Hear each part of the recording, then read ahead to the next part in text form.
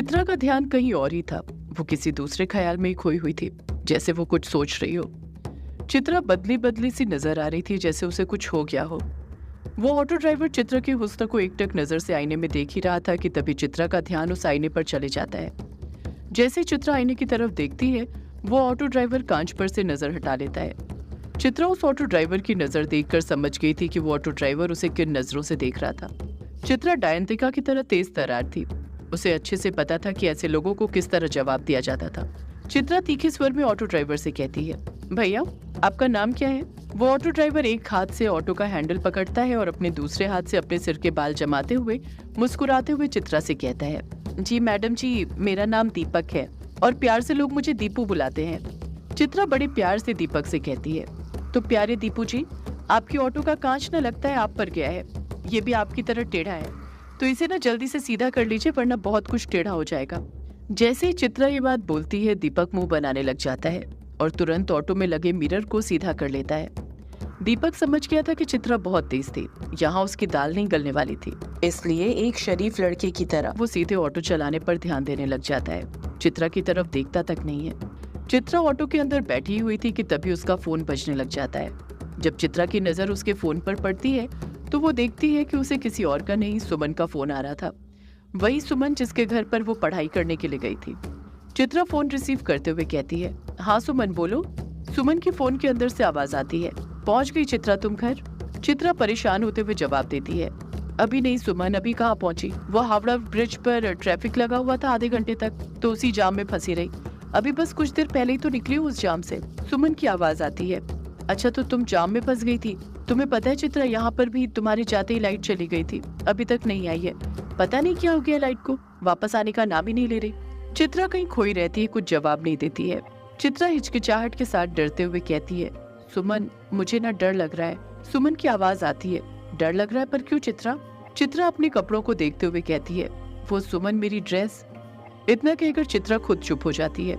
दूसरे side phone पर बनी सुमन समझ जाती है कि चित्रा इसके आगे क्या बोलने वाली थी। चित्रा फिर बोल पड़ती है, माँ मुझे इस ड्रेस में देखेगी तो चिल्लाएगी। सुमन का झट से जवाब आता है, बिल्कुल नहीं चिल्लाएगी चित्रा आंटी जी, वो तो बल्कि खुश होंगी तुम्हें इस ड्रेस में देखकर कि मेरी बेटी इतनी ज्यादा सुंदर है। वो तो जाते ही तुम्हारी नजर उतारने लग जाएगी, देखना तुम। चित्रा अपनी अर्धनग्न जांघों को देखते हुए कहती है, पर ये कपड़े कुछ ज्यादा ही छोटे हैं, तुम्हें ना मुझे दूसरी ड्रेस दे देनी चाहिए थी, ऊपर से तुमने मेरा मेकअप भी कर दिया। सुमन का जवाब आता है, कहाँ किया है मेकअप चित्रा रानी, बस लिपस्टिक और काजल ही तो लगाया मैंने तुम्हें, इसे थोड़ी मेकअप कहते हैं। तुम ना बहुत सीधे रहती हो, लड़कियों को ना मेकअप करते रहना चाहिए, तभी तो उनकी खूबसूरती निखर कर सामने आती है। और रही बात कपड़ों की, अब मेरे पास तो सारे वैसे ही कपड़े हैं ना, तो वही दूंगी ना। चित्रा मायूसी के साथ कहती है, मुझे ना तुम्हारे कपड़े पहनने ही नहीं चाहिए थे। सुमन कहती है, मेरे कपड़े नहीं पहनती तो क्या करती तुम? वो तुम्हारा सूट जिस पर जूस गिर गया था, वो पहनकर घर जाती क्या? अब मैं तुम्हें उन्हीं गंदे कपड़ों पर तो घर नहीं भेज सकती थी ना। चित्रा फिर कुछ कहने वाली थी कि सुमन फिर बोल पड़ती है, अब ना तुम इस बारे में ज्यादा मत सोचो, अच्छे मन से घर जाओ, सब कुछ अच्छा ही होगा। और रही बात आंटी की, तो सुमन अपनी बात पूरी करती उससे पहले ही सुमन की आवाज आनी बंद हो जाती है। चित्रा हड़बड़ाहट के साथ कहती है, हेलो सुमन, सुमन। यही बड़बड़ाते हुए जब चित्रा की नजर उसके फोन पर पड़ती है तो वो देखती है कि उसके फोन की बैटरी जा चुकी थी। चित्रा मोबाइल को देखते हुए कहती है, इसे भी अभी स्विच ऑफ होना था क्या? ये आज मेरे साथ हो क्या रहा है? मुझे ना माँ की बात मान लेनी चाहिए थी, घर से निकलना ही नहीं चाहिए था। इतना कहकर चित्रा मुंह बनाने लग जाती है। इस तरफ चित्रा के घर में डायंतिका और निशाज की टेंशन और ज्यादा बढ़ गई थी। डायंतिका निशाज से कुछ ना कुछ बोले जा रही थी, पर निशाज था कि खामोशी के साथ बैठा हुआ था। डायंतिका से पलटकर कुछ नहीं बोल रहा था। डायना फिर एक बार घड़ी की तरफ देखते हुए बोल पड़ती है, जरा वक्त देखो निशाज, 10 बज गए, चित्रा अभी तक नहीं आई। तुम तो कह रहे थे ना कि वो थोड़ी देर में आ जाएगी, तो फिर वो अभी तक आई क्यों नहीं? चित्रा के अभी तक घर वापस नहीं आने से निशाज भी घबराया हुआ था, पर वो जानता था कि अगर उसने ये घबराहट डायंतिका के सामने जाहिर होने दी तो डायंतिका और ज्यादा डर जाएगी। इसलिए वो अपना डर छुपाते हुए डायंतिका से कहता है, वो आ रही होगी डायंतिका, तुम ना बेवजह ही परेशान हो रही हो। डायंतिका निशाज पर चिढ़ते हुए कहती है, क्या कहा तुमने? निशाज, मैं बेवजह ही परेशान हो रही हूँ? वो बेटी है मेरी, कैसे परेशान नहीं होगी? तुम्हें भले ही उसकी कोई फिक्र ना हो, पर मुझे मेरी बेटी की बहुत फिक्र है, समझे तुम ना ये सब छोड़ो, तुमसे बहस करना ही बेकार है। तुम ना फिर से कॉल करो मेरी बेटी को, पूछो उससे कब तक आ रही है वो। निशाज डायंतिका को अच्छे से जानता था कि जब तक वो चित्रा को फोन नहीं लगाएगा, डायंतिका इसी तरह उस पर गुस्सा करती रहेगी। इस वजह से निशाज तुरंत अपना फोन निकालता है और चित्रा को फोन करने लग जाता है।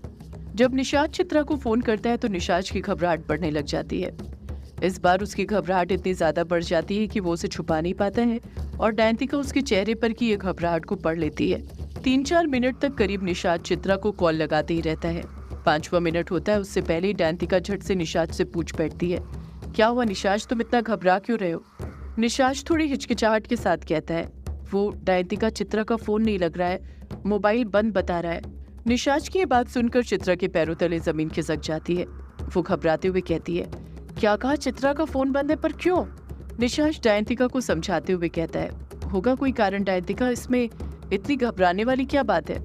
निशाज कुछ सोचते हुए कहता है, और वैसे भी डायंतिका तुम्हें पता है ना, चित्रा के मोबाइल की बैटरी खराब है, हो सकता है उसी कारण स्विच ऑफ हो गया हो। मैं तो तुमसे पहले ही कह रहा था कि हमें चित्रा को नया फोन दिला देना चाहिए, पर तुमने ही मना कर दिया। डायंतिका तुरंत पलट कर कहती है, अब न तुम निशाज सारा दोष मुझ पर डाल दो। एक तो तुमने ही उसे उसकी सहेली के घर जाने दिया, मैं तो मना ही कर रही थी और अब तुम मुझे ही बोल रहे हो। निशाज पलटकर कुछ नहीं कहता है क्योंकि वो जानता था कि डायंतिका को कुछ भी कहना इस वक्त बेकार था। चित्रा की फिक्र के कारण वो कुछ ज्यादा ही गुस्से में थी और कुछ के कुछ बोलते जा रही थी। इस तरफ चित्रा की टेंशन भी बढ़ती जा रही थी। वो बार बार अपनी घड़ी में वक्त देखते जा रही थी और परेशान होते जा रही थी। ऑटो ड्राइवर दीपक, जिसने ऑटो का आईना तो सीधा कर लिया था, पर उसके बाद भी साइड मिरर से उसकी नजर बार बार चित्रा पर जा रही थी। उसका मन बार बार चित्रा के बदन को देखने को कर रहा था। मन करता भी कैसे नहीं। चित्रा इतनी ज्यादा सुंदर लग रही थी कि किसी भी आदमी का मन उस पर पिघल जाए। चित्रा परेशान होते हुए कहती है, 10 बज गए, आज तो पक्का जब घर जाऊंगी माँ बहुत चिल्लाएगी मुझ पर। बस अब 15 मिनट का रास्ता और बचा है, उसके बाद मैं घर पहुंच जाऊंगी। चित्रा ऑटो के अंदर बैठकर घर पहुंचकर उसका क्या हाल होने वाला था, डायंतिका उस पर कितना चिल्लाने वाली थी, इस बारे में सोचकर वो टेंशन लिए ही जा रही थी कि तभी उसका ध्यान आसमान की तरफ चला जाता है और वो देखती है कि आसमान में ढेर सारे काले बादल छाए हुए थे। काले बादलों से आसमान भरा हुआ था। जिस तरफ नजर जा रही थी उस तरफ काले बादल नजर आ रहे थे और तो और वो काले बादल आपस में टकराकर गरज भी रहे थे। चित्रा उन काले बादलों को देखते हुए खुद से बड़बड़ाते हुए कहती है, ये क्या, आज तो मौसम भी खराब हो रहा है, इस मौसम को भी आज ही के दिन खराब होना था क्या? चित्रा ने इतना कहा ही था कि तभी उसका ऑटो एक ऐसी जगह के पास से निकलता है कि चित्रा का उस जगह पर ध्यान चला जाता है। जब चित्रा उस जगह को देखती है तो बस देखते ही रह जाती है। उसे ऐसा लगता है जैसे वो जगह उसे अपनी तरफ आकर्षित कर रही है। उस जगह को देखते ही चित्रा को न जाने क्या हो जाता है। वो तुरंत भारी आवाज में ऑटो ड्राइवर से कहती है, ऑटो रोक दे। ऑटो ड्राइवर दीपक तुरंत बोल पड़ता है, पर आपको तो आगे जाना है ना, यहाँ पर थोड़ी। चित्रा भारी आवाज में कहती है, मैंने कहा ऑटो रोक। चित्रा ने ये इतनी ज्यादा भारी आवाज में कहा था कि वो आवाज चित्रा की लग ही नहीं रही थी। डर के कारण ऑटो ड्राइवर उसी वक्त ऑटो रोक देता है। चित्रा ऑटो से नीचे उतरने लग जाती है। जिस जगह पर चित्रा ने ऑटो रुकवाया था, ऑटो ड्राइवर उस जगह को बड़ी हैरानी के साथ देखने लग जाता है और डरते हुए कहता है, मैडम जी, आपने यहाँ पर ऑटो क्यों रुकवाया है? चित्रा कुछ जवाब नहीं देती है, अपने कदम आगे बढ़ाने लग जाती है। ऑटो ड्राइवर तुरंत बोल पड़ता है, मैडम जी, मेरे पैसे तो देकर जाओ। चित्रा तुरंत अपने पर्स में से 500 का नोट निकालती है और उस ऑटो ड्राइवर को दे देती है और फिर अपने कदम हड़बड़ाहट के साथ आगे बढ़ाने लग जाती है। ऑटो ड्राइवर कहता है, मैडम जी, बाकी के बचे पैसे तो लेकर जाओ।